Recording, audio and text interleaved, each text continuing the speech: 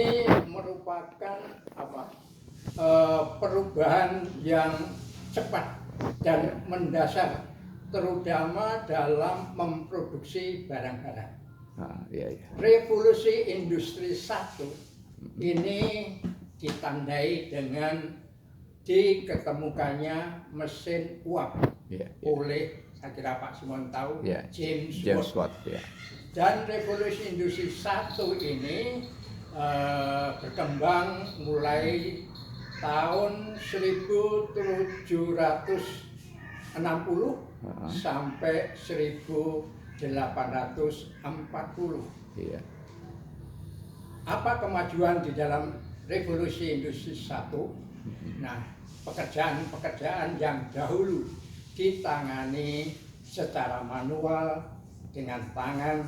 Nah, kemudian berkat adanya mesin uap ini kemudian bisa memproduksi secara massal dan secara besar-besaran. Dan juga revolusi Industri 1 ini dalam bidang transportasi membuahkan seperti adanya kereta api, kapal api, sehingga transportasi bisa bersifat massal. Inovasi manusia terus berkembang. Nah, kemudian sampai pada revolusi industri yang kedua, berlangsung mulai tahun 1870 sampai tahun 1914. Dan 1014 itu kita tahu bahwa ini mulainya Perang Dunia Pertama. Revolusi Industri 2, nah ini diakibatkan karena penemuan listrik. Dengan penemuan listrik, maka kualitas produksi ini semakin baik dan produksi semakin banyak. Manusia terus mengembangkan diri dalam bidang teknologi, sehingga pada tahun atau pertengahan abad ke-20 ini orang sudah mulai mengembangkan inovasi dalam bidang komputer. Sebetulnya komputer sudah ditemukan tahun 1830 oleh Charles Babbage, dan dia memimpikan suatu alat yang bisa bekerja sendiri setelah diperintah. Dan ternyata sekarang impian dari Charles Babbage di tahun 1830 itu menjadi kenyataan. Komputer analog mulai dikembangkan tahun 1930, dan yang bersifat digital mulai dikembangkan tahun atau dekade 1940-an. Nah, sejak itu komputer selalu berkembang, mulai generasi pertama, kedua, ketiga, dan keempat. Dan mulai generasi keempat inilah ya revolusi industri yang ditunjang dengan komputer, perkembangannya semakin pesat ya, luar biasa. Salah satu contoh adalah mesin cuci kita. Nah, itu setelah diberi perintah dengan menekan tombol-tombol, kemudian mesin cuci kita bisa bekerja kurang lebih 1 jam tanpa ditangani oleh manusia lagi atau tidak perlu disentuh lagi. Nah, ini boleh dikatakan revolusi industri 3 ditandai dengan otomatisasi mesin-mesin. Dan revolusi industri 3 ini berlangsung dari tahun 1970 sampai kira-kira 2011. Dan setelah 2011, perkembangan di bidang komputer, terutama dalam bidang software, semakin meningkat, sehingga dewasa ini, tahun-tahun ini, kita hidup ditandai dengan misalkan digitalisasi, dengan internet, dengan kemajuan yang disebut cloud computing, ada lagi big data atau mahadata, dan juga inovasi lain. Tentu perkembangan revolusi industri ini ada dampak positif dan negatifnya. Betul. Dampak positifnya seperti kita rasakan, produksi bisa semakin besar, mass production, kerja semakin cepat, pekerjaan manusia semakin ringan, dan ini mulai berlangsungnya revolusi industri yang pertama. Tetapi segi negatifnya juga ada. Dengan adanya revolusi industri ini memberi dampak terutama dalam bidang sosial dan ekonomi. Ada kesenjangan sosial. Karena apa? Mesin-mesin produksi biasanya dikuasai, dimiliki oleh orang-orang kaya. Kaum kapitalis. Kehidupan mereka menjadi semakin kaya, dan mereka menjadi kapitalis. Di lain pihak ini terutama buruh-buruh yang bekerja di pabrik-pabrik ini diberi upah boleh dikatakan sangat minim. Mereka harus bekerja cukup lama, jam kerja mereka lama. Kemudian mengakibatkan apa? Kehidupan mereka sangat suram. Mereka rata-rata melarat. Revolusi industri juga menyebabkan para petani ini kepingin untuk kerja di kota, sehingga ada perpindahan besar-besaran ini ke kota karena merasakan bahwa menjadi petani itu berat. Nah, kemudian mereka membayangkan bahwa menjadi buruh di pabrik itu jauh lebih enak daripada jadi petani. Mereka kemudian berbondong-bondong ke kota. Tapi apa hasilnya? Akibatnya tetap mereka menjadi buruh pabrik dengan upah yang sangat minim. Kehidupan mereka cukup suram dan juga disebabkan oleh faktor-faktor alam dan sebagainya, sehingga kehidupan mereka menjadi semakin parah.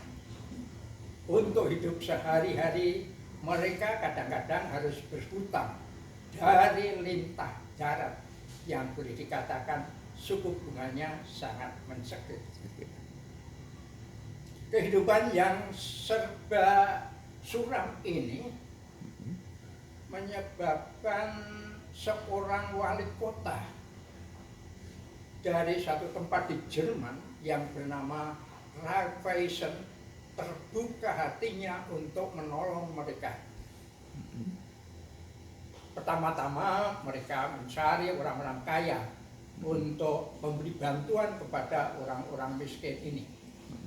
Bantuan pertama-tama berupa uang, dan pada waktu itu sudah ada bantuan langsung tunai atau BLT.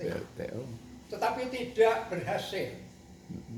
Namun kemudian dicari solusi yang kedua dengan mencari orang-orang kaya dan juga Pak Raiffeisen sendiri mengumpulkan roti dan kemudian diberikan kepada mereka. Dua cara ini ternyata tidak membuat orang-orang miskin ini bisa berubah hidupnya. Kemudian Raiffeisen memiliki suatu keputusan yang sangat menentukan untuk memecahkan masalah kemiskinan masyarakat itu tadi. Keputusannya bahwa kemiskinan hanya bisa dientaskan oleh mereka sendiri. Dengan kata lain, self-help by being together, mengantaskan kemiskinan oleh dirinya sendiri secara bersama-sama. Nah, prinsip ini kemudian mulai dikembangkan di tahun 1849. Dia mulai berpikir tentang prinsip-prinsip pokok kredit union atas dasar dari keputusan tadi. Dasar yang pertama ialah berkaitan dengan swadaya, bahwa tabungan simpanan harus berasal dari anggota. Yang kedua bersifat solidaritas, bahwa pinjaman hanya diberikan kepada anggota. Dan prinsip ketiga, bahwa jaminan terbaik untuk utang adalah karakternya, wataknya. Ini adalah 3 prinsip pokok kredit union. Nah, kita bisa refleksi bahwa Raiffeisen ternyata bisa mengatasi masalah yang ada di masyarakat. Dia memiliki inteligensi, kecerdasan, baik yang bersifat spiritual maupun yang bersifat adversity. Adversity berarti kesulitan. Dia menemukan makna hidup, nilai-nilai hidup, dan juga tujuan hidup yang kemudian dipraktekkan dalam hidup sehari-hari. Dia tidak hanya bersimpati kepada kaum miskin, tetapi juga berempati. Berempati artinya ya merasakan seolah-olah dia itu menjadi orang miskin. Nah, ini adalah kecerdasan yang pertama, bersifat spiritual. Kemudian kecerdasan yang kedua adalah bersifat adversity. Adversity tadi berarti kesulitan. Jadi di sini kecerdasan adversity berarti kemampuan untuk memecahkan masalah atau kesulitan hidup. Dan ternyata kesulitan di miskin tadi bisa akhirnya dientaskan dengan cara-cara yang tepat. Ya, dia bisa mengubah tantangan kesulitan menjadi suatu cara yang lebih baik. Suatu peluang. Ya. Inilah pemikiran awal dari Raiffeisen. Kemudian pemikiran itu baru direalisasi pada tahun 1864. Inilah kredit union pertama di Jerman. 1864. Dan mulai itu kemudian di Jerman tumbuh ratusan kredit union. Sayangnya Raiffeisen itu meninggal di tahun 1888. Inilah awal dari dibentuknya kredit union. Jadi Raiffeisen tadi orang Jerman ya? Orang Jerman, iya. Dia latar belakangnya sebagai seorang ekonom atau seorang pekerja seorang wali kota. Oh, wali kota. Oh, jadi dia itu mantan wali kota gitu? Iya. Dia wali kota di Jerman. Di Jerman. Oh, begitu. Ya. Dan dia sekarang diangkat sebagai Bapak Kredit Union Dunia. Yang Bapak Kredit Union adalah Raiffeisen. Sedangkan Bapak koperasi secara umum adalah Robert Owen dari Inggris. Dari Inggris. Ini Bapak koperasi yang umum. Tetapi untuk Kredit Union ini sebagai Bapak itu diangkat adalah Pak Raiffeisen atau Mr. Raiffeisen. Jadi kredit union ini awalnya itu berkembang di Jerman ya, Jerman, terus meluas ke sampai sekarang bisa sampai di Indonesia, di Yogyakarta, begitu ya. Kemudian saya lanjutkan tentang bagaimana perkembangan setelah berkembang di Jerman. Ya. Dari Jerman kemudian berkembang ke negara tetangga, terutama Prancis dan juga Italia dan juga negara-negara yang lain di Eropa Barat. Nah, dari Italia kemudian ini dibawa ke Kanada. Kanada ini terutama dikembangkan oleh Desjardins, dan Kanada sekarang boleh dikatakan menjadi pelopor juga di dalam koperasi yang bernama Credit Union Kanada. Dari Kanada kemudian dibawa ke atau dikenalkan ke Amerika Serikat ya, oleh Pak Philip, Mr. Philip. Ini. Dan di Amerika Serikat ini ternyata pertumbuhannya luar biasa. Dan sekarang memiliki anggota credit union yang paling banyak di dunia. Di Amerika. Amerika Serikat sebagai negara yang memiliki anggota CU yang paling banyak. Paling banyak. Anggotanya berapa? Sekitar 130 juta di Amerika saja. Luar biasa. Dan kita tahu penduduk Amerika sekitar 330 juta orang. Yeah. Ini berarti kalau ada 3 orang, 1 orang menjadi anggota CU. Yeah. Apalagi sesudah ada resesi ekonomi keuangan di tahun 2008. Yeah. Ini banyak orang Amerika yang lebih percaya pada kredit union. Mereka menarik uang mereka, tabungan mereka yang ada di bank-bank umum ke CU. Sejak itu